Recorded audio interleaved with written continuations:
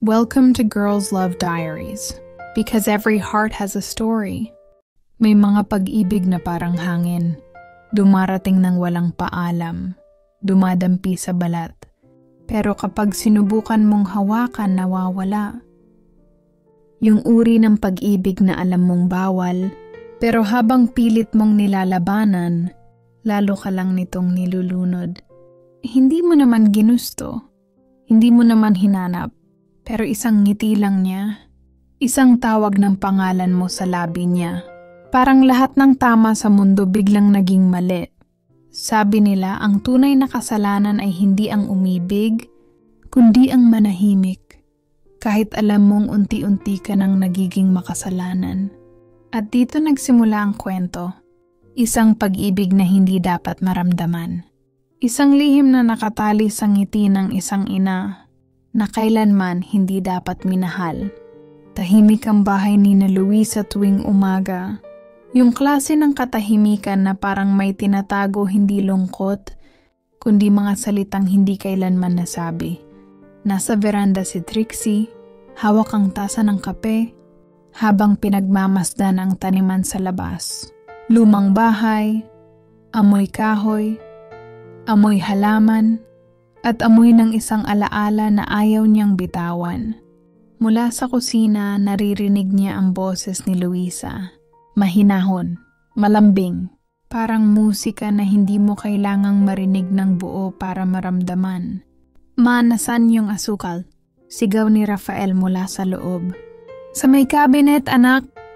Sagot ni Luisa, habang may ngiting naroon sa tono ng kanyang boses. Si Trixie napangiti rin hindi dahil sa asawa niya, kundi dahil sa kung paanong tumatago sa puso niya ang bawat salitang binibigkas ni Luisa. Maya-maya, lumabas si Luisa. May dalang tray ng tinapay at prutas. Nakapantulog pa, gulo ang buhok, pero sa paningin ni Trixie, parang iyon na ang pinaka-perpektong umaga. Anak, Trixie, kumain na kayo. Mainit pa yung pandesal, sabi niya. Salamat po, ma, sagot ni Trixie. Halos hindi makatingin ng diretsyo. Kinuha niya ang tinapay mula sa tray, sinadyang hindi magtama ang mga daliri nila, pero nagtagpo pa rin.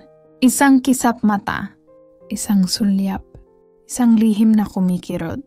Hindi ka pa rin nasasanay dito sa bahay namin, ano? Biro ni Luisa. Habang inaayos ang mesa, ngumiti si Trixie. Medyo po. Iba pa rin kasi kapag kayo ang nag-aasikaso. Napatingin si Luisa, saglit lang, pero sapat para bumilis ang tibok ng puso ni Trixie. May init sa tingin pero may distansya rin.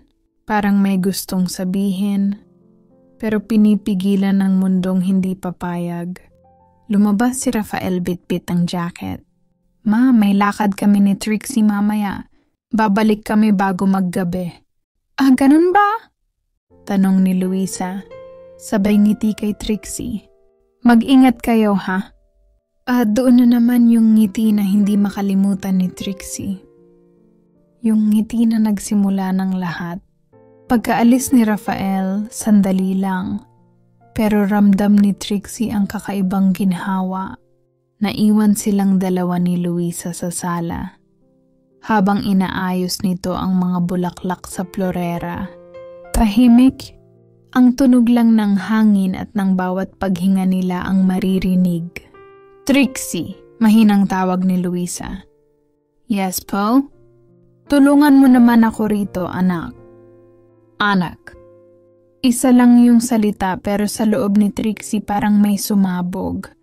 Nilapitan niya si Luisa, kinuha ang mga tangkay ng bulaklak. Sa pag-abot niya, nagtagpo ulit ang mga daliri nila. At sa sandaling iyon, hindi bulaklak ang naamoy ni Trixie, kundi ang amoy ng sabon ni Luisa, ang amoy ng alaala, ang amoy ng kasalanan. Ma, kayo po talaga. Laging bulaklak ang inaalagaan, sabi ni Trixie. Pilit na pinapakalma ang sarili. Mas gusto kong may buhay sa paligid, sagot ni Luisa. habang nakatingin sa mga rosas. Mas madaling huminga kapag may maganda kang tinitingnan. Napatingin si Trixie sa kanya. At bago pa niya napigilan na sabi niya, "Mas maganda po kayo kaysa sa kahit anong bulaklak." Tumigil si Luisa, saglit. Tahimik hanggang sa ngumiti. Ngumiti ng may halong kaba, pagtataka, at isang emosyon na hindi niya na rin maipaliwanag. "Trixie, opo ma, bata ka pa.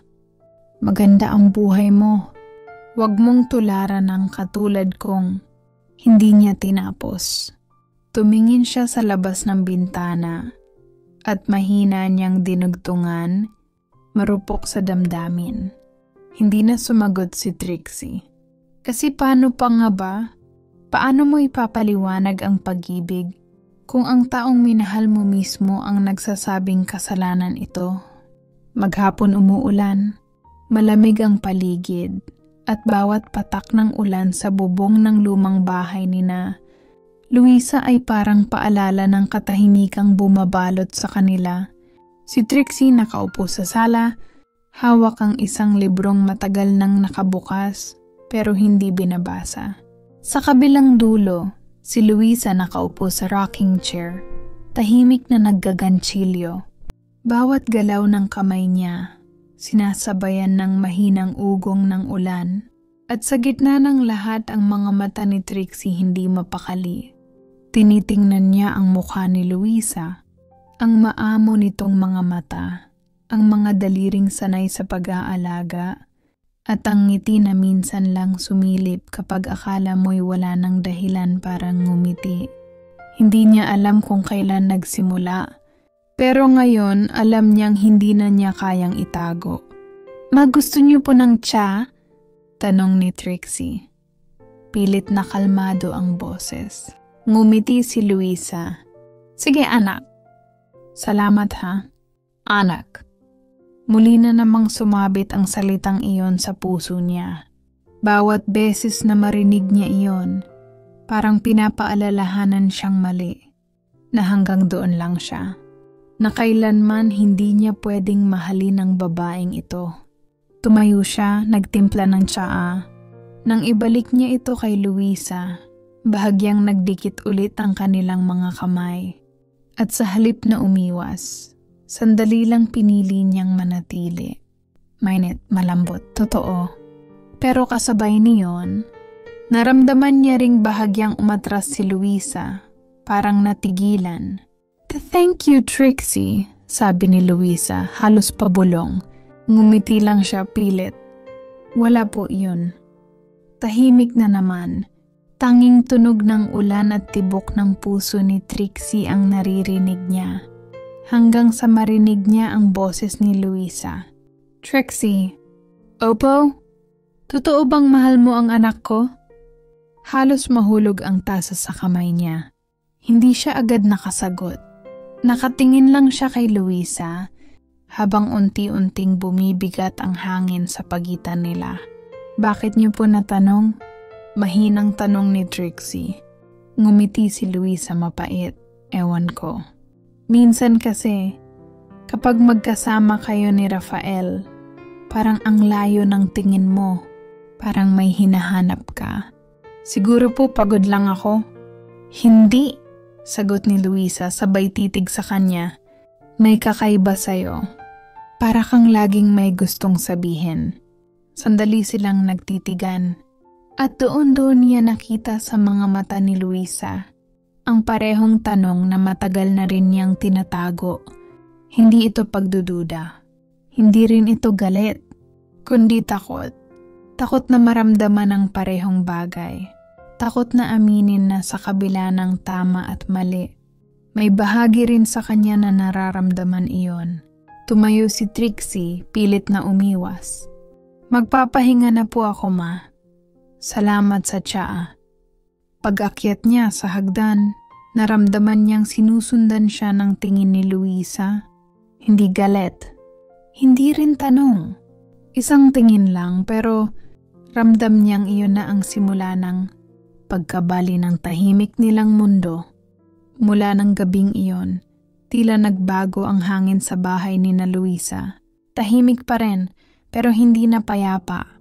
Parang bawat titig, bawat salita, may bigat may ibig sabihin na pareho nilang ayaw pangalanan. Isang hapon si Rafael ay lumuwas para sa trabaho. Sila lang ulit ni Luisa ang naiwan sa bahay. Tahimik. Pero may kung anong gumagalaw sa pagitan nila. Isang bagay na matagal nang gustong kumawala. Ma, gusto niyo po bang tulungan ko kayo sa paglalaba? Tanong ni Trixie habang naglalakad sa likod bahay. Ngumiti si Luisa, medyo nagulat. Naku, hindi na. Kaya ko to. Hindi ka naman sanay sa ganito. Sanay po ako. At bago pa man makatanggi si Luisa, kinuha na ni Trixie ang isang palanggana ng damit at sinimulang kuskusin. Tahimik silang naglaba. Ang araw bahagyang natatabunan ng ulap, ang tubig malamig. Ang bawat paggalaw, tila sabay sa tibok ng puso ni Trixie. Hindi mo kailangang gawin to, Trixie, sabi ni Luisa, habang pinipigilan ang ngiti. Baka pagalitan ako ni Rafael pag nalaman niyang pinagtatrabaho kita. Hindi po niya malalaman, mahinang sagot ni Trixie. Hindi ko naman to ginagawa para sa kanya. Napatingin si Luisa mabilis pero malinaw. May kung anong sumiklab sa pagitan ng kanilang mga mata. Tila may gustong sabihin si Luisa. Pero pinili niyang manahimik. Sa halip itinuloy niya ang pagkukuskos, mas mabilis, mas marahas, parang gusto niyang takpan ng kaba sa dibdib. Pagkatapos ng ilang minuto, nabasag ang katahimikan sa isang pagkadulas. Si Luisa nadulas sa basang sahig. Mabilis na sinalo siya ni Trixie. Nagtagpo ang mga braso nila at ilang pulgada na lang ang pagitan ng kanilang mga mukha. Trixie, mahina niyang sabi. Okay lang po kayo? Oh, pero pakawalan mo muna ako. Pero hindi agad kumilos si Trixie. Nakatingin lang siya sa mga mata ni Luisa, mga matang puno ng takot, ng pagtataka, at ng damdamin na hindi niya dapat maramdaman. Pagkatapos ng ilang segundo, bumitaw rin siya, mabilis, at umalis ng walang salita. Iniwan si Luisa sa gitna ng bakuran, hawak pa rin ang dibdib, habang pilit pinapakalma ang sarili. Kinagabihan si Luisa ay hindi mapakali. Naglalakad siya sa pasilyo, dala ang isang baso ng tubig, nang mapansin niyang bukas ang pinto ng kwarto ni Trixie. Lumapit siya at sa liwanag ng lampshade, nakita niya ang babae nakatulog sa gilid ng kama. May luha pa sa pisngi. Tahimik siyang lumapit. Pinagmamasdan ang mukha nito. Ang dating tingin niya kay Trixie parang sa anak. Pero ngayong nakikita niya ito, ng ganito kalapit, ganito kahina, parang may kakaibang kirot sa puso niya. Gusto niyang tumalikod. Gusto niyang kalimutan ang sandaling ito. Pero sa halip inabot niya ang kumot at marahang itinakip kay Trixie. Anak! Bulong niya pero nagbago agad ang tono. Hindi anak na tulad ng dati, kundi isang tawag na halos may pag-alinlangan, may pangungumpisal. At bago siya tuluyang lumabas ng silid, muling tumingin si Luisa kay Trixie at sa unang pagkakataon, inamin sa sarili na may isang bagay na hindi na niya kayang itago. Naging mapanuri si Rafael. Hindi niya alam kung bakit. Pero tuwing sabay niyang nakikita sina Trixie at Luisa, may malamig na gumagapang sa likod niya. Hindi selos agad kundi kutob. Yung pakiramdam na may isang lihim na unti-unting nabubuo sa mga katahimikan. Ang tahimik mo yata, Raf? Tanong ni Trixie habang naghahapunan sila. Ngumiti lang siya pilit. Pagod lang siguro sa trabaho. Pero habang nakayuko siya, napansin niya kung paano magtagpo ang mga tingin ng dalawang babae. Mabilis lang. 1 segundo siguro. Pero sapat para maramdaman niyang may kahulugan iyon. Kinagabihan nang matulog si Rafael, Narinig niya ang mahihinang hakbang sa pasilyo. Bumangon siya, bumukas ang pinto. Si Trixie iyon may dalang baso ng tubig. Patungong kwarto ng ina niya. "Di ka pa natutulog?" Tanong niya medyo inaantok. Oo, maghahatid lang ako ng tubig kay mama. Nilagnat daw kanina." Tumango si Rafael. "Okay, bukas mo na gawin yan, ako na." Ngumiti si Trixie pero hindi gumalaw. "Matulog ka na muna, Raf, ako na." At bago pa siya makasagot, dumiretso na ito sa silid ni Luisa. Naiwan si Rafael sa pintuan. Pinapanood ang liwanag na nanggagaling sa kwarto ng ina niya. Hindi niya alam kung bakit. Pero parang may mali. Isang bagay na hindi mo maipaliwanag pero ramdam mo sa hangin. Gaya ng tahimik na unos na papalapit. Sa loob ng silid, mahinang-mahinang usap ang narinig. "Mauminom po kayo ng gamot." "Nilagnat kayo." Ngumiti si Luisa, mahina. "Salamat, Trixie. Palagi kang nandito. Tungkulin ko pong alagaan kayo." Sagot ni Trixie habang inaabot ang baso. Ngunit habang ginagabayan niya ang kamay ni Luisa, nagtagpo ang balat nila. Mainit, malambot at mapanganib. "Trixie." Mahina ang boses ni Luisa, parang pagsuko. "Hindi mo alam kung anong pinapasok mo." "Alam ko, Luisa." Sagot ni Trixie, unang beses niyang tawagin ito sa pangalan. "At kahit mali, di ko na kayang tumalikod." Napatigil si Luisa. Mabilis ang tibok ng puso niya, pero bago pa sila makalapit, narinig nila ang tunog ng pinto si Rafael, nakatanaw sa may labas. Isang sandaling puno ng katahimikan. Isang lihim na malapit ng mabunyag. Kinabukasan, tila walang nangyari. Tahimik ang almusal, pero mabigat ang hangin. Si Luisa iwas sa mga mata ni Trixie. Si Trixie naman pilit nang ngumingiti habang iniiwasan ang tingin ni Rafael. Pero kahit anong pagtatakip, may mga titig na hindi marunong magsinungaling. "Kumain po kayo," sabi ni Rafael sabay abot ng tinapay. Ngumiti si Luisa pilit. "Salamat, anak." Habang inaabot ang tinapay, sumagi ang mga daliri nila ni Trixie. Mabilis na binawi pareho pero napansin yon ni Rafael.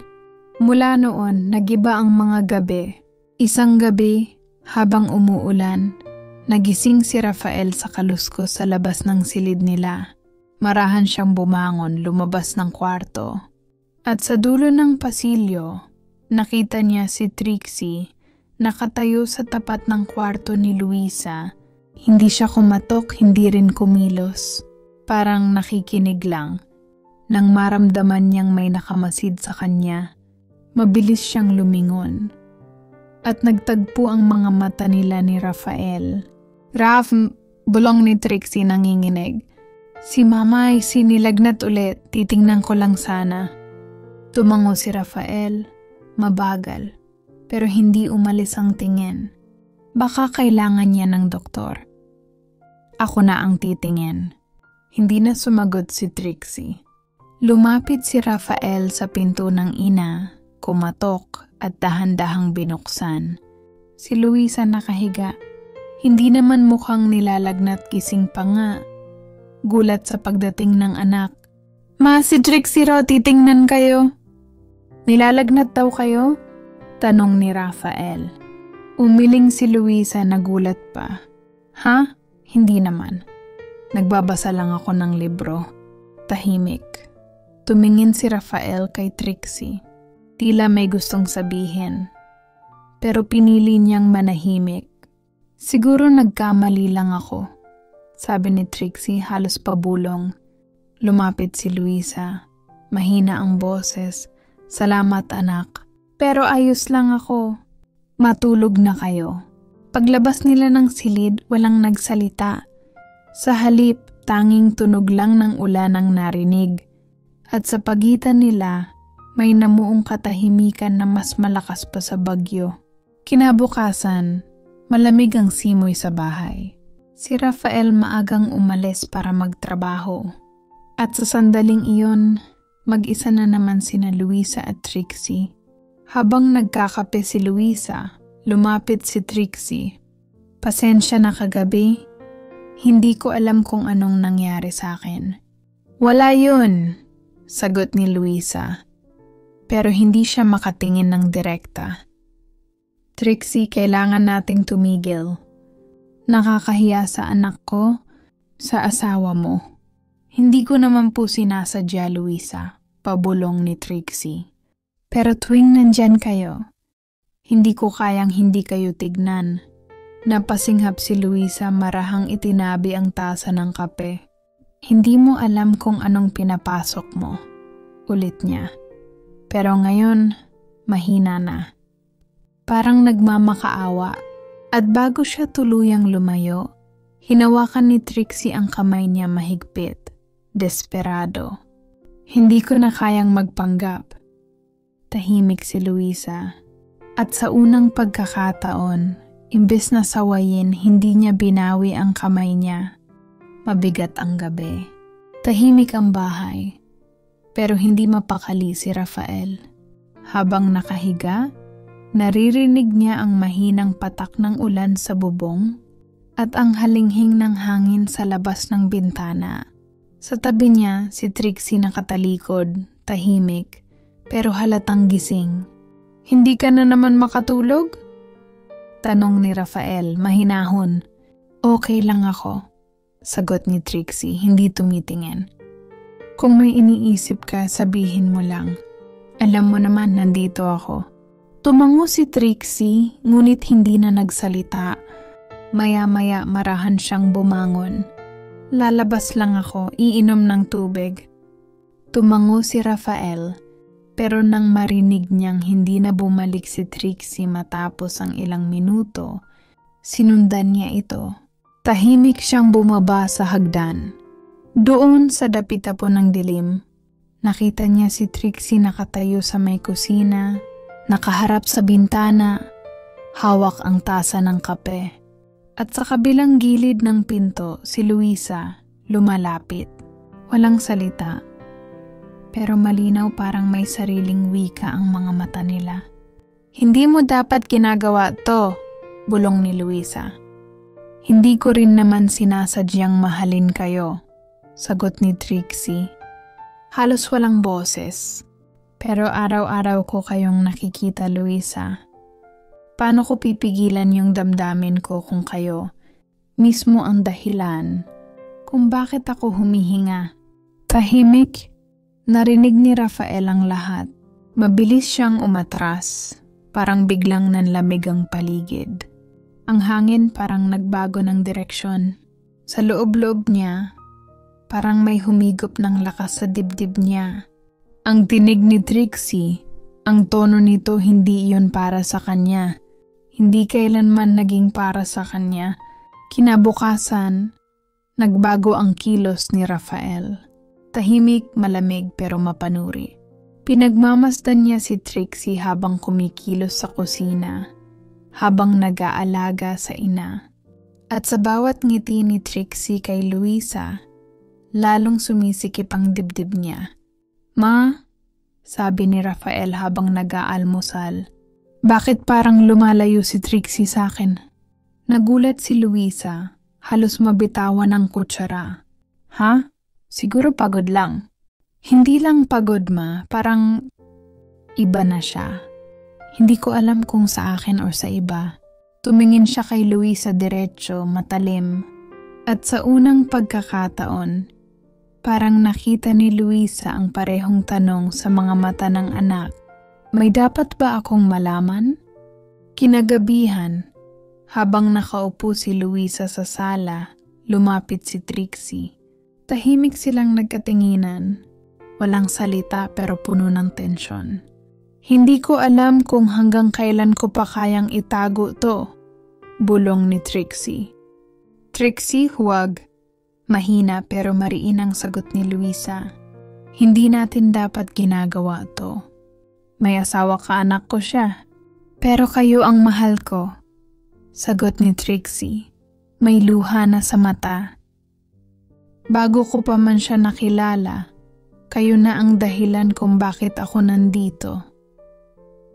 At sa sandaling yon, bago pa siya mapigilan ni Luisa, hinawakan niya ang mukha nito, marahang inilapit, at nagtagpo ang kanilang mga labi. Isang halik na puno ng takot, kasalanan at pag-ibig na hindi na dapat lumaki. Ngunit sa likod ng dingding, may aninong nakatayo, tahimik, nakatitig, si Rafael. Isang linggo matapos ang gabing iyon, nagbago ang lahat sa bahay ni na Luisa. Tahimik pa rin, pero hindi na ito yung tahimik na dati kundi yung uri ng katahimikang puno ng tensyon, ng mga salitang hindi masabi, ng mga matang nagtatago ng lihim. Si Rafael, hindi na tulad ng dati. Bihira siyang ngumiti, bihira ring magsalita. Pero sa bawat tingin niya kay Trixie, ramdam nito ang malamig na duda. At sa bawat paglapit niya sa ina, ramdam ni Luisa ang bigat ng konsensya. Isang gabi bumalik si Rafael ng mas maaga kaysa karaniwan. Umulan daw sa daan, kaya pinili niyang huwag nang tumuloy sa trabaho. Tahimik siyang pumasok, tahimik ding sinara ang pinto. At sa mga hakbang niyang iyon, doon nagsimulang mabasag ang katahimikan. Mula sa hagdan, naririnig niya ang mahihinang boses, mga boses na pamilyar, pero iba ang tono. Hindi ko na kayang itago pa, sabi ni Trixie, mahinang mahina. Baka mapansin na niya. Trixie, sagot ni Luisa, nanginginig ang boses. Hindi mo alam kung anong sinasabi mo. Alam mo kung gaano ito kasalanan. Kasalanan kung kasalanan, sagot ni Trixie. Pero sa tuwing kasama ko kayo, doon ko lang nararamdaman kung ano ang totoo. At bago pa man makasagot si Luisa, dumungaw si Rafael sa may bukas na pinto ng sala at nakita niya ang eksaktong sandali na nagbago ang lahat. Si Trixie marahang hinawakan ang mukha ng ina niya at si Luisa hindi umalis. Hindi halik ng tukso kundi halik ng taong matagal nang nilabanan ang nararamdaman hanggang sa hindi na kaya. Ma! Nag-freeze si Luisa. Si Trixie napaatras. Si Rafael nakatayo sa pintuan basang-basa ng ulan. Pero mas malamig pa ang titig niya kaysa sa paligid. Rafael, bulong ni Luisa, nanginginig ang kamay. Hindi mo naiintindihan. Hindi ko naiintindihan? Tumawa siya mapait. Yung asawa ko mahalang nanay ko. At yung nanay ko, hinayaan lang. Tahimik si Trixie. Luha ang unang bumagsak bago ang salita. Hindi ko sinadya, Rafael. Hindi ko rin inisip na mangyayari to. Hindi mo inisip? Ikaw mismo ang lumapit sa bahay na to. Ikaw ang pumili na maging asawa ko. Lahat pala ng iyon para lang mapalapit sa mama ko? Walang makasagot. Tanging tunog ng ulan lang ang bumabalot sa mga salita nilang hindi na mababawi. Lumapit si Rafael kay Luisa, nanginginig ang boses. Matanungin ko lang, minahal mo rin ba siya? Tahimik si Luisa, nanginginig ang labi. At sa halip na sagutin, tumulo lang ang luha. Hindi oo, pero hindi rin hindi. At para kay Rafael, sapat na yon. Umiling siya, humakbang palayo. Hindi ko na kayang tumira sa bahay na to, sabi niya, halos pabulong. At kayong dalawa, bahala na kayo sa isa't isa. Paglabas niya sa ulan, bumagsak ang lahat. Ang mga luha, ang bigat ng kasalanan, at ang damdaming hindi dapat umusbong. Sa loob ng bahay, si Trixie ay nakaluhod sa sahig. Hawak ang dibdib, umiiyak. Patawarin niyo ako, habang si Luisa nakatingin lang sa bintana. Sa bawat patak ng ulan, iniisip kung kailan nagsimula ang lahat at kung kailan ito matatapos. Umuulan pa rin nang umalis si Rafael. Ang tunog ng makina ng sasakyan niya ang naging huling Tanda ng isang buhay na nagkawatak-watak. At nang mawala na ang ilaw ng kotse sa kalsada, tanging ulan at katahimikan na lang ang natira sa bahay ni na Luisa. Tahimik si Trixie, nakaupo sa sahig, nakatingin sa pinto. Wala na siyang luha, ubos na. Ang natira, guilt. Ang klase ng sakit na hindi lang sa puso kundi sa kaluluwa. Si Luisa naman, nakatayo pa rin sa tabi ng bintana. Basang-basa na ng luha ang pisngi niya. Pero wala siyang lakas para punasan. Hindi niya alam kung anong mas masakit ang malaman ng anak ang totoo o ang katotohanang may bahagi sa kanya na hindi nagsisisi. Lumapit si Trixie, nanginginig ang boses. Luisa, wala na si Rafael. Tumango si Luisa, pero hindi lumingon. Alam ko. Hindi ko alam kung anong dapat kong gawin. Bulong ni Trixie. Pero kahit anong gawin ko, hindi ko kayang magkunwari na hindi ko kayo mahal. Sa wakas humarap si Luisa. Maputla, pagod, pero sa mga mata niya may halong lungkot at pagnanais. Trixie, tigilan mo na to. Wala na tayong karapatang magmahal. Pero totoo to, sagot ni Trixie. Umiiyak na. Hindi ito kasinungalingan. Hindi ko kayang baliwalain kahit masaktan ako. Lumapit siya dahan-dahan. Parang natatakot na baka biglang maglaho si Luisa. At nang magtama ulit ang mga mata nila, hindi na nila kailangang magsalita. Ang pagitan nila ay unti-unting nawala. At sa gitna ng ulan, sa ilalim ng liwanag mula sa bintana, nagtagpo muli ang mga labi nila. Hindi ito halik ng tukso. Hindi rin halik ng pagnanasa. Ito ay halik ng dalawang kaluluwang parehong pagod, parehong nagkasala, pero parehong hindi na kayang tumakas sa damdamin. Kinabukasan wala pa ring balita kay Rafael. Walang tawag, walang mensahe, walang senyales kung babalik pa siya. Sa baryo nagsimula na ang mga bulungan. Ang anak na umalis, ang asawang hindi lumalabas ng bahay, at ang biyudang nanahimik pero laging may lungkot sa mga mata. Si Trixie araw-araw nag-aalaga kay Luisa. Tila sinusubukang ayusin ang nasira. Pero sa bawat araw na magkasama sila, lalong lumalalim ang sugat. Dahil kahit gaano nila subukang itago, hindi mo kayang itama ang pag-ibig na ipinanganak sa kasalanan. Isang gabi habang tahimik silang kumakain ng hapunan, biglang nagsalita si Luisa. Pabalik si Rafael, sabi niya mahina pero malinaw. Hindi natin alam kung kailan, pero babalik siya. At pag bumalik siya, titigil na lahat ng ito. Tahimik si Trixie. Kung titigil to Luisa, sagot niya nanginginig, ano na lang ang matitira sa atin? Tumingin si Luisa matagal, malungkot. Alala. At kasalanang kailangang itago habang buhay. Lumipas ang halos 3 buwan. 3 buwang puno ng katahimikan, takot at dasal. 3 buwang pilit na nilimot ni Luisa at Trixie ang lahat pero gaya ng ulan, ang kasalanan ay laging bumabalik. Isang gabi ng Nobyembre, habang kumakain sila ng tahimik sa hapag, may narinig silang mahinang busina sa labas. Isang tunog na matagal nang hindi naririnig, pero hindi kailanman nakalimutan. Nagkatinginan sila. Si Luisa nanigas.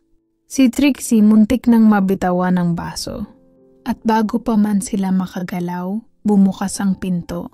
Basang-basa sa ulan nakatayo si Rafael. Nakangiti pero hindi yung dating ngiti. Iba, malamig, mapanganib. Trixie, aniya mabagal. Manamiss niyo ba ako? Tahimik, walang sumagot. Tanging patak ng ulan. At kaluskos ng sapatos ni Rafael ang maririnig habang papasok siya sa loob. Hinaplos niya ang lamesa, ang upuan, parang binibilang ang mga alaala na nawala sa kanya. Ang bait niyo anya, nakapagluto pa. Para kanino? Para sa isa't isa? Rafael, anak, wag mo kong tawaging anak, ma. Sabad niya, malamig ang tono. Ang tawag mo dapat sa kin-asawa ng babaeng mahal mo. Napatigil si Luisa. Si Trixie halos hindi makagalaw. Ramdam nilang pareho, alam na niya lahat. Lumapit si Rafael kay Trixie. Tinitigan niya ito ng matagal bago nang umiti. Akala mo siguro wala akong alam. Pero alam ko, Trixie. Alam kong hindi ako ang minahal mo. Rafael? Shh! Sabi niya, inilapat ang daliri sa labi nito. Wala na akong balak marinig ang mga dahilan. Ang gusto ko lang malaman, sino sa inyo ang unang nagsinungaling? Tahimik. Tila napako sa oras ang bahay. Si Luisa halos hindi makahinga. Si Trixie halos hindi makatingin. Hindi mo kailangang gawin to, Rafael, sabi ni Luisa, nanginginig. Kung gusto mong umalis? Umalis? Tumawa siya. Malalim. Walang saya. Hindi ako aalis. Hindi pa. Hindi hanggat hindi ko nakukuha ang hustisya. At dahan-dahan niyang hinugot ang isang bagay mula sa likod ng kanyang jacket. Isang maliit na kutsilyo, makintab sa ilalim ng liwanag ng dining lamp. Dahil kung hindi ako ang mamamatay ngayong gabi, tumingin siya kay Luisa, tapos kay Trixie. May isa sa inyo ang kailangang mamatay para matapos tong kasinungalingan. Umuulan ng mas malakas. Ang bawat patak ay tila martilyong tumatama sa bubong, kasabay ng kabog ng 3 pusong sugatan. Nasa gitna sila ng hapag si Rafael nakatayo, hawak ang kutsilyo. Si Luisa tahimik na umiiyak at si Trixie nakaharap sa kanya, nanginginig pero matatag ang titig. Rafael, mahinang sabi ni Luisa. Anak, pakinggan mo muna kami. Hindi ako anak mo, sigaw ni Rafael. Hindi mo ba naintindihan, ma? Hindi mo ako minahal gaya ng dapat. Lahat ng init, lahat ng lambing mo ibinigay mo sa kanya. Itinutok niya ang kutsilyo kay Trixie. Sa asawa ko. Hindi totoo yan, sigaw ni Trixie. Hindi namin sinadya, Rafael.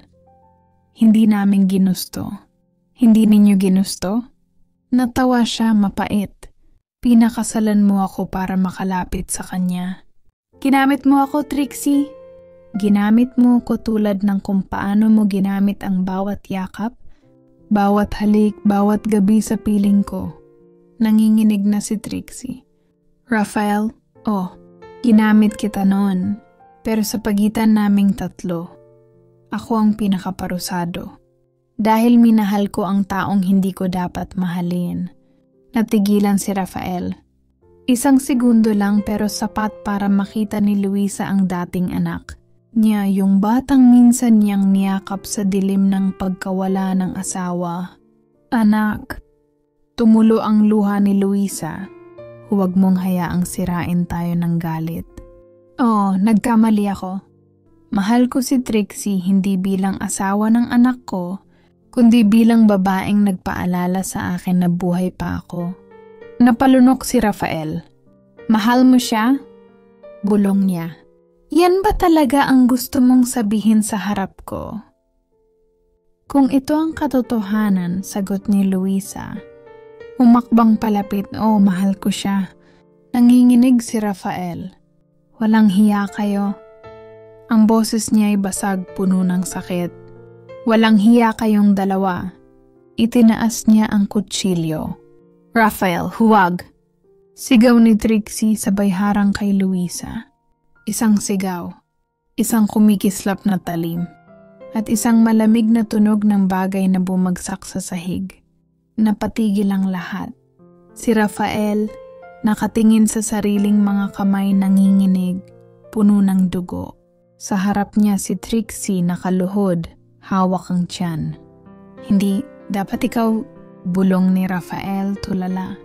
Si Luisa sumigaw ng buong lakas. Trixie! Lumuhod siya, niyakap ang babae. Hindi, huwag ka nga alis. Mahina ang tinig ni Trixie. Hindi ako aalis, Luisa. Ngumiti siya kahit namumutla na. Dito lang ako. Hanggang sa huling tibok. Sa labas patuloy ang ulan. Parang tinatabunan ng langit ang lahat ng kasalanan nilang tatlo. At sa loob ng bahay ni na Luisa, isang pag-ibig ang natapos hindi sa pagtatapos ng puso, kundi sa pagpapatak ng dugo sa sahig. Umuulan pa rin ng buhatin ni Luisa si Trixie palabas ng bahay. Ang malamig na hangin ay sumasalubong sa init ng dugo sa mga palad niya. Hawak-hawak niya si Trixie, habang si Rafael ay nakatayo lang sa pintuan tulala, nanginginig parang wala na sa sarili. "Rafael, tumulong ka!" Sigaw ni Luisa, pero hindi gumalaw ang binata. Nakatitig lang siya sa sahig, sa pulang mansyang unti-unting kumakalat. "Trixie, anak! Makinig ka, ha?" Bulong ni Luisa habang binubuhat ito papasok sa sasakyan. "Dadalhin kita sa ospital. Kaya mo to. Makinig ka sa akin." Mahina na ang boses ni Trixie, halos paus. "Luisa, huwag mo akong tawaging anak." Napatigil si Luisa pero hindi siya nakasagot. Tumulo ang luha niya. "Sige, mahal. Mahal ko, huwag kang bibitaw." Umandar ang kotse sa gitna ng ulan. Ang mga ilaw ng kalsada naglalaho sa luha sa mga mata ni Luisa. Hawak niya ang kamay ni Trixie. Pinipisil ng mahigpit parang iyon lang ang magliligtas sa kanila sa impyerno ng sandaling iyon. "Luisa," mahina ang tinig ni Trixie. "Huwag mo siyang sisihin. Hindi kasalanan ni Rafael na nagmahal tayo ng mali." "Hindi ko na alam kung alin ang mali, Trixie," sagot ni Luisa nanginginig. "Ang magmahal ng anak ko o ang hayaang mamatay ka sa mga kamay niya?" Ngumiti si Trixie mapait. "Siguro, pareho." Isang malalim na hinga. Isang mahinang tawa na parang huling sandali ng liwanag.